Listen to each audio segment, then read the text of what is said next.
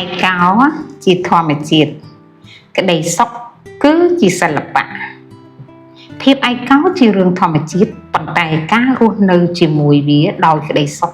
គឺជាសិល្បៈនៃជីវិតភាពឯកោជារឿងធម្មជាតិ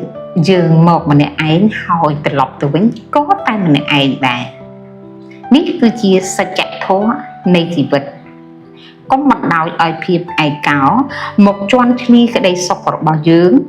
វាគឺជាការខាតបង់ដ៏ធំបំផុតយើងត្រូវតែរៀនជំនះរៀនទទួលស្គាល់ធម្មជាតិរៀនរស់នៅជាមួយវាដោយក្តីសុខនោះហើយគឺជាជ័យជំនះនៃផ្លូវចិត្ត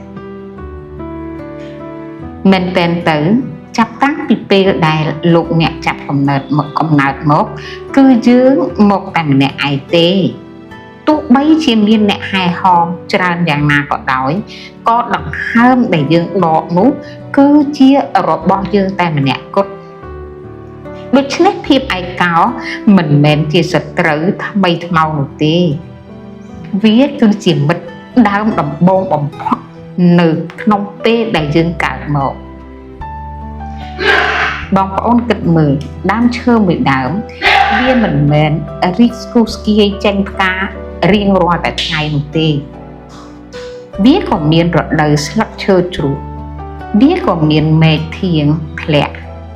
ជួនកាលក៏សល់តែដើមឆ្កិលឡើងទៅលើតែម្នាក់ឯងប៉ុណ្ណោះជីវិតមនុស្សក៏ដូចគ្នាដែរគ្រាដែលមានកូនចៅនៅអ៊ូអរវាជារដូវកាលរីកស្គុះស្គាយសប្បាយឥកធិតក៏ប៉ុន្តែនៅពេលដែលកូនចៅរវល់ឬក៏រៀបចំគ្រួសារទាំងប្រុសទាំងស្រីអស់ទៅនោះវាក៏ជារដូវស្លឹកឈើជ្រុះវាជារឿងធម្មជាតិវាជារឿងធម្មតាដែលត្រូវតែកើតឡើងដោយគ្មាននរណាម្នាក់អាចកែប្រែវាបានឡើយជីវិតមនុស្សយើងម្នាក់មិនខុសពីព្រះច័ន្ទឡើយទោះបីមានរស្មីភ្លឺថ្លាក៏នៅតែមានគ្រាដែលត្រូវនៅម្នាក់ឯងកណ្ដាលមេឃដ៏សែនឆ្ងាយបំផុតរៀនរស់នៅជាមួយភាពឯកោហើយឲ្យคล้ายជាមិត្តសម្លាញ់ដ៏ជិតស្និទ្ធបំផុតរបស់លោកមរតកនៃក្តីសុខមិនមែនស្ថិតនៅលើភាពអ៊ូអររៀងរាល់តែថ្ងៃនោះទេប៉ុន្តែវាស្ថិតនៅលើសមត្ថភាពដែលយើងអាចអង្គុយញញឹមដាក់ឲ្យខ្លួនឯងបានទោះក្នុងកលៈទេសៈណាក៏ដោយត្រូវតែជំនះឲ្យបានសូមកុំបណ្ដោយឲ្យភាពឯកោនោះคล้ายទៅជាឃាតករសម្រាប់ផ្លូវចិត្តអ្នកមានគុណប៉ុន្តែអ្នកមានគុណលោកត្រូវតែរៀនចងមិត្តភាពឲ្យបានច្រើនជាមួយនឹងភាពស្ងប់ស្ងាត់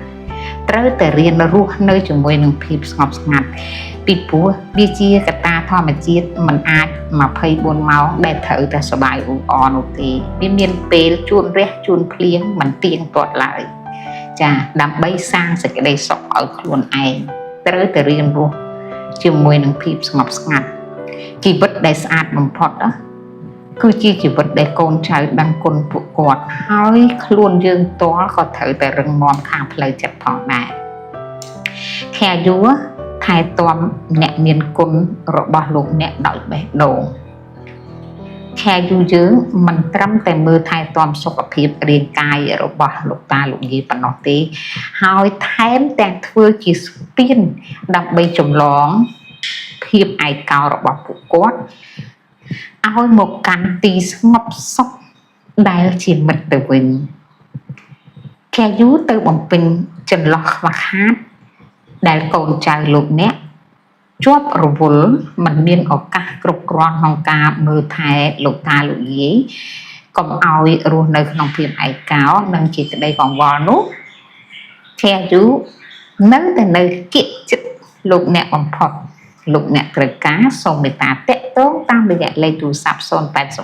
648 650 ឬ www.careyoucambodia.com សូមអរគុណ